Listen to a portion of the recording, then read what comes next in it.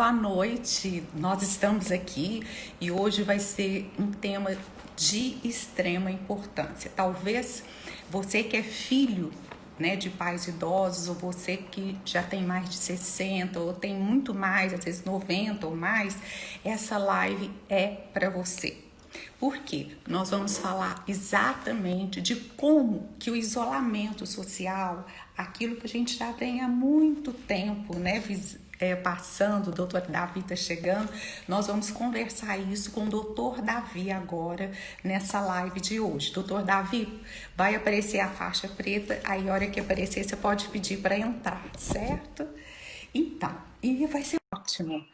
E eu estava falando aqui que hoje a nossa live vai ser sobre esse assunto, que é o isolamento social, né? O impacto que esse isolamento social traz na vida de todos nós, sobretudo as pessoas de idade bem mais avançada, né?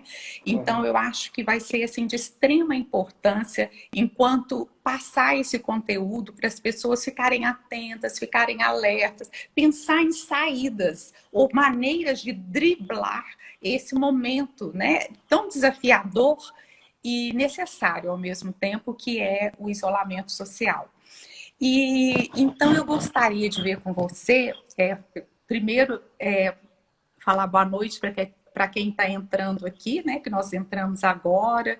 É muito bom ter vocês conosco. Se vocês tiverem alguém, já que nós vamos falar para filhos de pessoas idosas ou mesmo para pessoas que já têm, né, uma idade mais avançada e para as pessoas em geral, porque acaba que eu acho que pode alertar um vizinho, pode alertar um tio, né, um familiar e um colega de trabalho. Então, eu acho que vai ser muito bacana essa live. E é um tema, assim, que a gente nem tem visto tanto ser abordado nas lives. Então, é um prazer ter o Dr. Davi Sene conosco, médico geriatra, né? E ele está aqui com toda a disponibilidade e gentileza de tratar desse assunto conosco, trazer, né, a partir das suas experiências profissionais, no seu consultório, alguns casos sobre esse assunto, né, doutor? Isso, Zomar. Então, boa noite, tá? É um prazer estar aqui com você, eu agradeço muito o convite.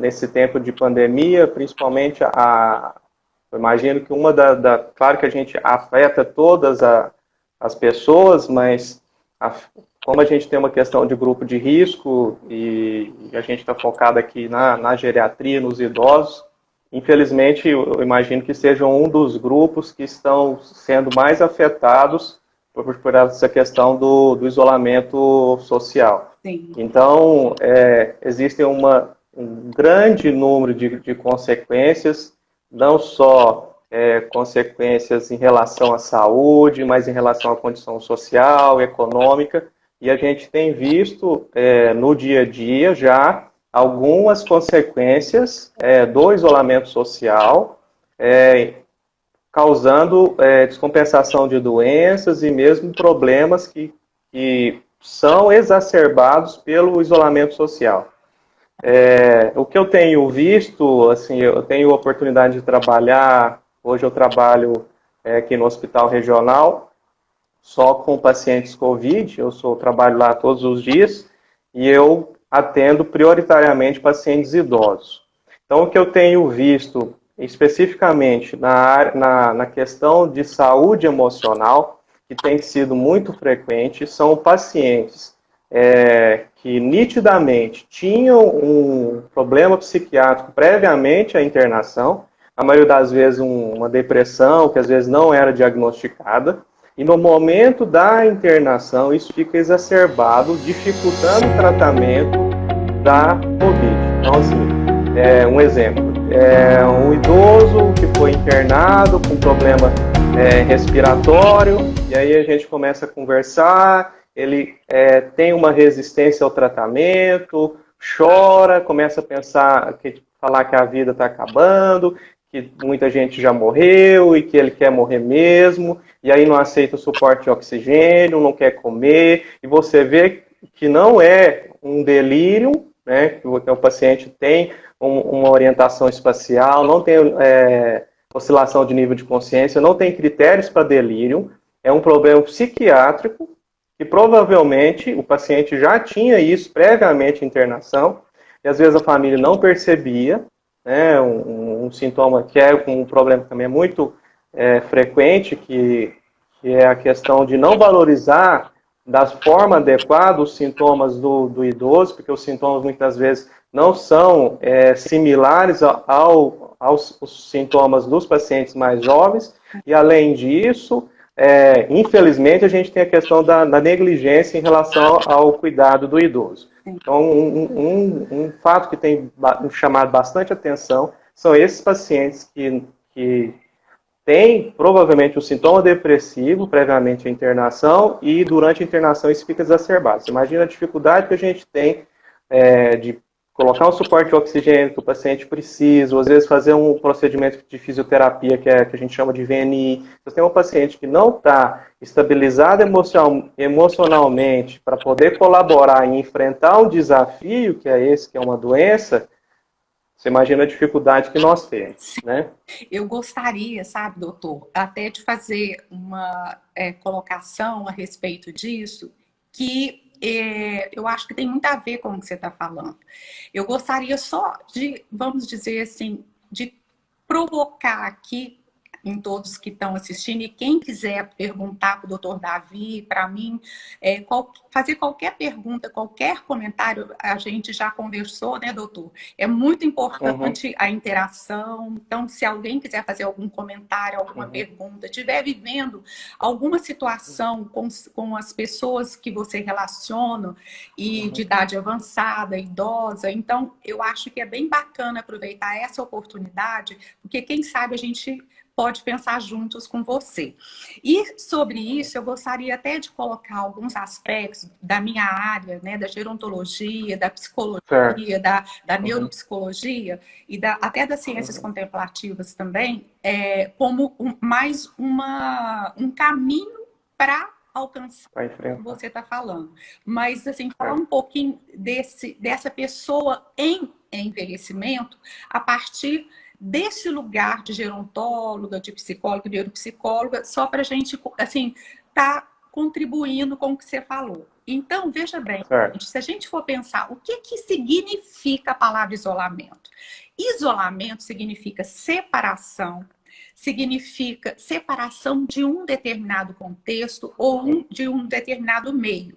Então, é você deixar de pertencer, é você ser colocado à parte ou você se colocar à parte, se excluir, né? Então, assim, só da gente pensar no significado e na maneira que isso pode reverberar no mundo interior de cada um, né? De acordo com as experiências que cada um viveu, de acordo com como a pessoa está percebendo aquele evento, esse novo episódio na vida dela, isso pode realmente potencializar todo tipo de quadro e patológico, seja físico, mental, né, social, se ela já tivesse alguma dificuldade nessa área, quanto também dar início, né, doutor, a algum transtorno, que às vezes a pessoa poderia estar ali naquele momento, mas estava lidando bem, de uma certa forma, estava conseguindo voltar ao equilíbrio rápido, e de repente ela vê a vida, ela se sente sem vida, né? Porque ela vê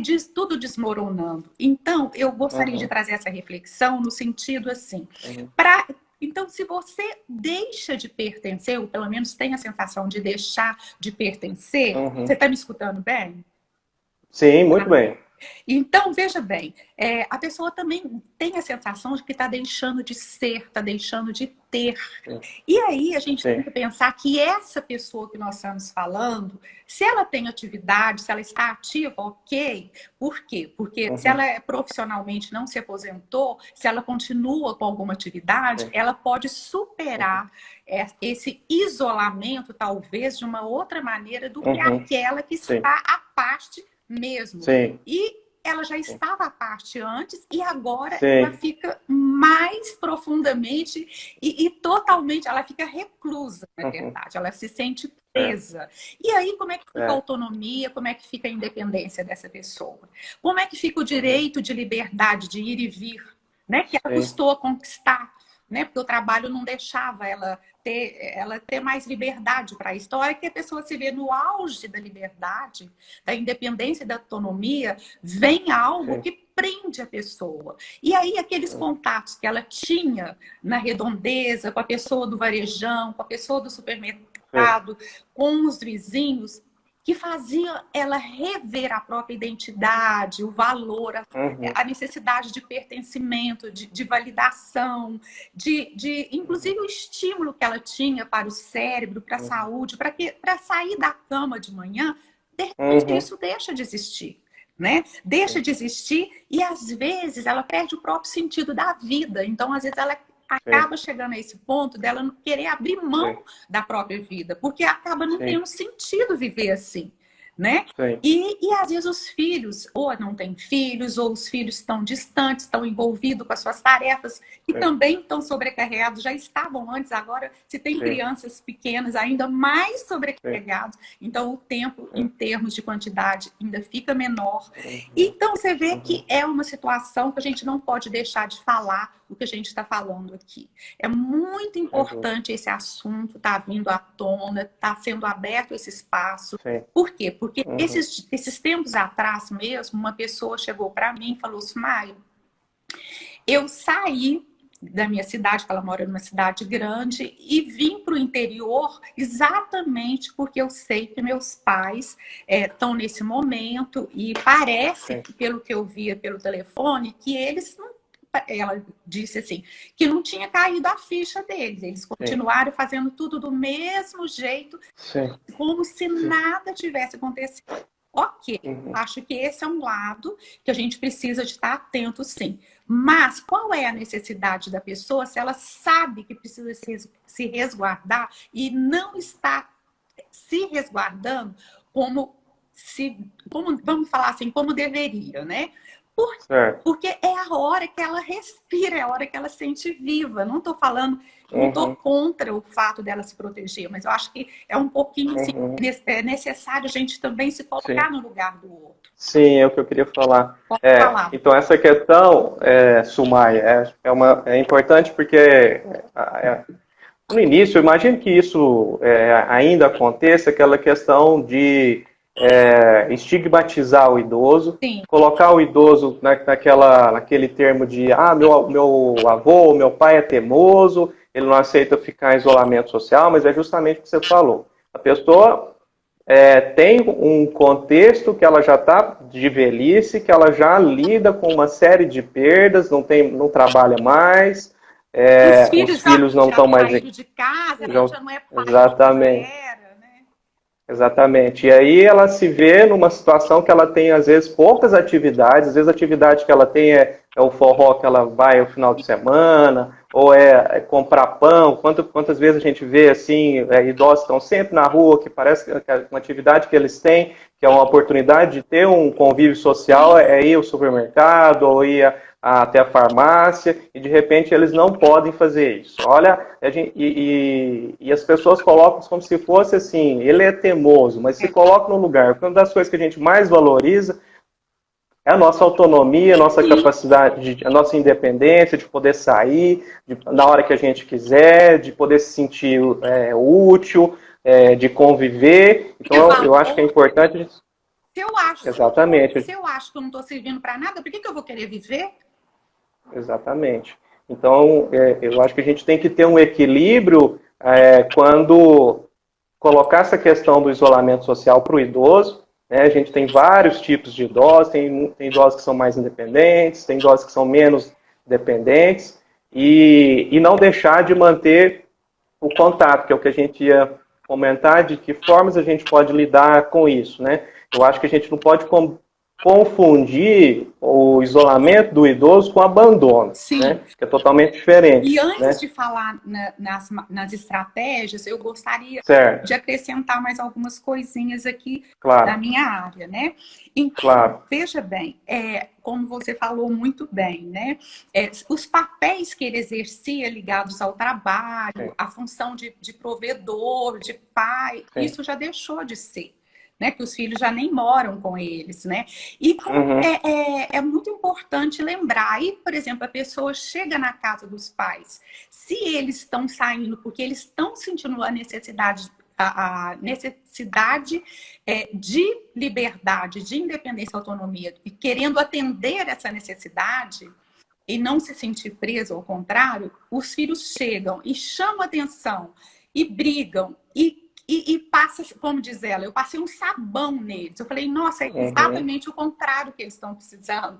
Eles estão querendo ter Uhum. autonomia, não Sei. ter esses papéis e ser tratado como criança, né? Inverte, né? Você imagina o filho sendo tratado como. O pai sendo tratado como filho, E, né? e aí, então você imagina como fica a cabeça desse idoso. A gente sabe da boa Uhum. intenção dos filhos, não tenha dúvida. Sei. Né? O É. cuidado, a gente sabe que na verdade os filhos estão querendo apenas cuidar. Mas eu acho que eu Sim. até falei para ela, pergunte para eles como eles gostariam de ser cuidados. Explica que Uhum. você está sentindo preocupada e que você gostaria de ajudar e pergunte a eles como que eles gostariam de ser ajudados.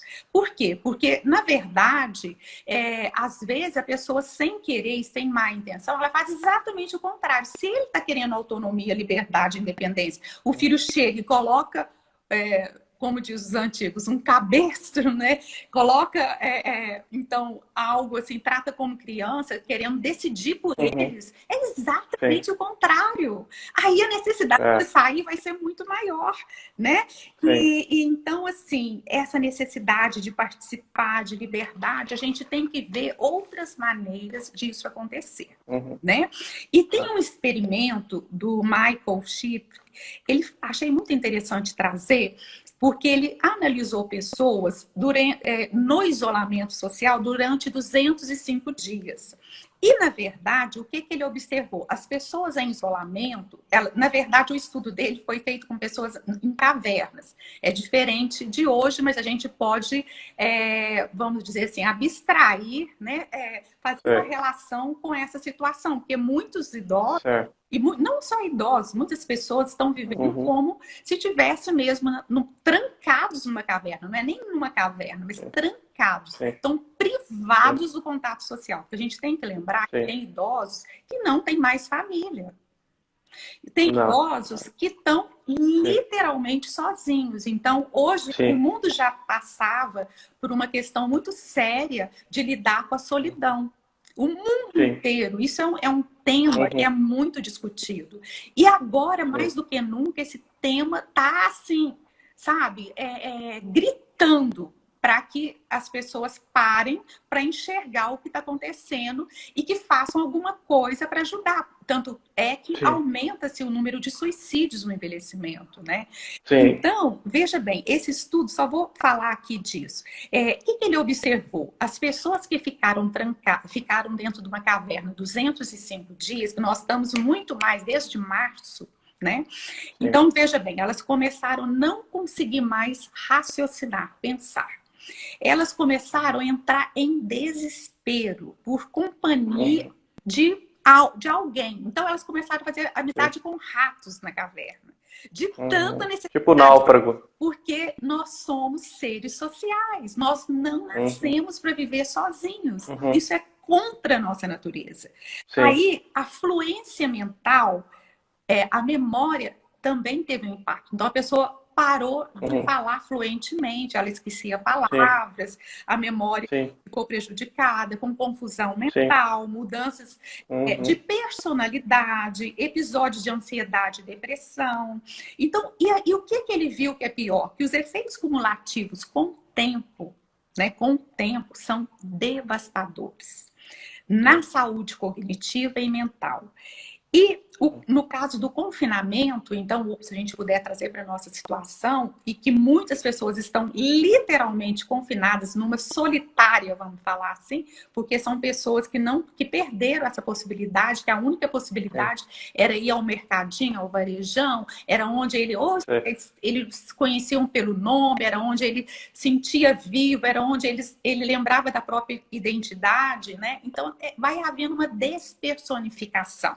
E aí, as funções cognitivas mais atingidas e mais sensíveis são as atencionais e as executivas, que é a capacidade de organizar, de planejar, elaborar estratégias, de respostas, de sequenciar respostas, de tomar decisões, resolver problemas e assim por diante.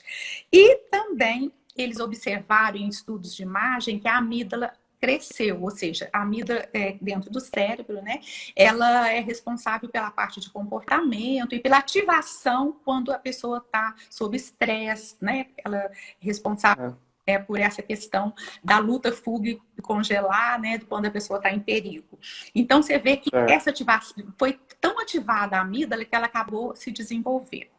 E o pior é que o que eles alertam é que esses efeitos são tão sutis. Esse que é o ponto. Esse é o ponto que eu quero chamar a atenção de quem está aqui nos assistindo. Vocês podem comentar, podem fazer pergunta, podem colocar suas dúvidas. Nós estamos aqui dentro do que a gente puder para ajudá-los. Mas olha só o que eles falaram. Que esses efeitos são sutis. Eles são tão sutis que eles passam despercebidos. Que é o que você falou no começo. Eles passam despercebidos tanto da própria pessoa em envelhecimento, quanto dos familiares, dos vizinhos, daquelas pessoas que convivem, que nem sempre é o familiar. Às vezes quem convive é o cuidador que é contratado, é o vizinho, é o moço da banca lá do varejão. São eles que às vezes começam a perceber que alguma coisa não está legal. Então, gente, o declínio cognitivo acontece muito frequentemente, até porque o cérebro não é estimulado como ele deveria ser. Então, a pessoa começa a ter um ambiente pobre de estímulo, muito aquém do que o cérebro precisa. Fora os riscos de todos esses transtornos de alteração de humor que já foram falados. Então, agora eu vou deixar com o doutor e também com vocês que quiserem colocar. Eu queria só fazer essas colocações. Então, voltando, pegando esse gancho do isolamento, o que a gente vê é muito frequente, cada vez mais frequente, os idosos morarem sozinhos, né? Então, uma característica mesmo do paciente que desenvolve, focando na demência, como você sabe, é ele não perceber o que está acontecendo. Então, você imagina o idoso que mora sozinho, até então ele tem uma independência para a parte instrumental, vai no supermercado, lida com a própria... lida com dinheiro e tal, e de repente ele começa a se atrapalhar nisso, mas ninguém percebe. Inclusive, eu tive um caso que foi exatamente isso, uma paciente que morava sozinha há algum tempo, e ela já tinha uma mudança de comportamento, só que a família negligenciava, não valorizava, né? Aquela questão assim de filhos, no caso específico eram filhos homens, né? Não, claro que existem homens que geralmente têm um cuidado maior, mas geralmente a mulher é uma cuidadora já por excelência. Então a nora observava que ela chegava lá na casa dessa senhora e ela estava lá acumulando comida, não comprava nova comida e acumulando. E também começou a acumular lixo, não cuidava bem da casa e foi levando. Até que um dia ela teve um sintoma respiratório, precisou de ser internada, e foi internada lá conosco no hospital regional e aí começou a ter uma desorientação e assim, eu observei que não parecia ser uma desorientação necessariamente quanto delírio, porque ela não tinha tanta alteração orgânica, né, que eu até vou ilustrar, que eu achei muito interessante. Ela levantou do leito e queria fazer o café. Porque é o que ela fazia, né? Então ela saiu no hospital, achava que estava em casa. É uma desorientação, né? Um sintoma de delírio, na verdade. Né? E foi fazer o café, né? Porque ela achava que ela estava em casa. Sim. Só que isso me chamou a atenção, sabe?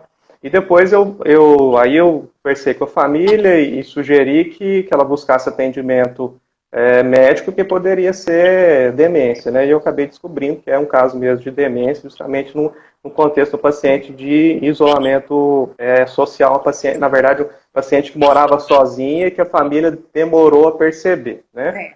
Outra questão que você comentou, a falta de convívio, né, social já um fator de risco para a demência, né? Então, as pessoas que têm um convívio social maior, que se relacionam com outras pessoas, têm um risco, até o que a gente sabe hoje, de fatores de risco, ele tem um risco menor de desenvolver demência. Então, por isso que é importante, né? As atividades do dia a dia, mesmo as atividades cognitivas também são muito importantes na prevenção, tanto na parte de demência quanto na parte de sintomas depressivos. Sim. Eu não sei se você me permite, já que a gente falou de lidar com essa questão, assim, o que o idoso pode fazer, né? Claro. Para poder enfrentar esse período de uma forma menos sofrida, né? O que a gente tem orientado é usar as ferramentas que nós temos de tecnologia, né? No caso de interação social, usar o Instagram, fazer vídeo, né, para poder comunicar com as pessoas. Até um recurso que a gente tem usado também no hospital, que é um outro problema. Você imagina o idoso que tem um fator de risco, um risco maior de desenvolver delírio, por estar confusão, por estar internado, e o papel do acompanhante é fundamental para tentar diminuir a chance do paciente desenvolver o delírio. E ele está numa situação que não pode ter acompanhante, né? E muitos, que é outro motivo importante da gente estar aqui, muitos idosos não entendem ainda o que está acontecendo, ou tem uma visão errada da doença, né? Muitos eu falo, provavelmente o senhor está com coronavírus. Estou com essa doença ruim? Não estou. Virou doença ruim, é como se fosse o câncer, né? Sim. Então eles têm uma dificuldade de aceitação, porque acham que todo idoso que vai contrair o coronavírus vai morrer, e não é isso, né? A minoria, é um risco maior, mas a maioria consegue ir para casa e a maioria a gente dá alta, né? Então não pode estigmatizar que é uma doença que todos vão a óbito e que todos vão morrer. Então, além disso, também fazer atividades criativas, né? Mas voltando mesmo do recurso que tem disponível, hoje a gente tem disponível no YouTube ou em sites, a gente pode conhecer museus, pode conhecer outras cidades, então é uma oportunidade para a pessoa que está em casa fazer isso, aqui é uma dica aí de atividade, né? Ela pode aprender línguas, né? Que aí já vai estar até estimulando um pouco mais a pessoa que tiver uma condição maior, né? Aprender a tocar um instrumento, o aprendizado, como você bem sabe, é uma... Isso, tudo online. Aprender um instrumento, tem vários vídeos, pessoas ensinando a tocar instrumento, que fica super fácil, a pessoa pode aprender a tocar um instrumento, ou se aperfeiçoar num instrumento que ela já sabe, né? Existem os jogos, né? Existem jogos online, ela pode fazer, ou pode fazer os jogos com as pessoas que estão morando junto com ela. Basicamente isso. Tem uma paciente e outra que questão... começou a cantar, doutor. Achei incrível. Então, ela está fazendo aula de canto. Então, é uma possibilidade, né? Isso. E um outro ponto que, mais especificamente na geriatria, que eu tenho visto também, que é um problema, é a inatividade física, né? Isso de todos os níveis, né? Porque o idoso, você sabe, a gente tem que individualizar. Então, tem o idoso mais jovem, o idoso mais idoso, o idoso frágil, mas de todas essas fases existem exercícios físicos que podem ser feitos de acordo com a fase ou com o tipo de idoso que a gente está falando. Sim. Então a gente tem o problema de idosos que às vezes participavam de grupos de ginástica, de natação, e que de repente parou tudo, né, não pode mais ter, a pessoa não tem mais a interação social que ela tinha com o grupo, né, que já é um problema, e além disso ela para de fazer atividade física. Então começa a ficar mais fraca, com perda de massa muscular, aumentando o risco de quedas e de desenvolver outras doenças. Então a inatividade física é uma coisa que a gente já tem visto isso, as consequências no dia a dia, com os idosos ficando mais fragilizados, e é uma oportunidade de estimular e criar formas para que elas mantenham atividade física, mesmo que seja uma situação de não sair de casa. Então, o que eu tenho sugerido é assim, de acordo com cada situação, existem exercícios físicos que podem ser feitos em casa. Na internet tem vídeos de fisioterapeutas para fazer exercícios em casa, tipo sentar e levantar da cadeira. Existem várias formas de fazer isso, né? Eu sugiro, às vezes, para meus pacientes,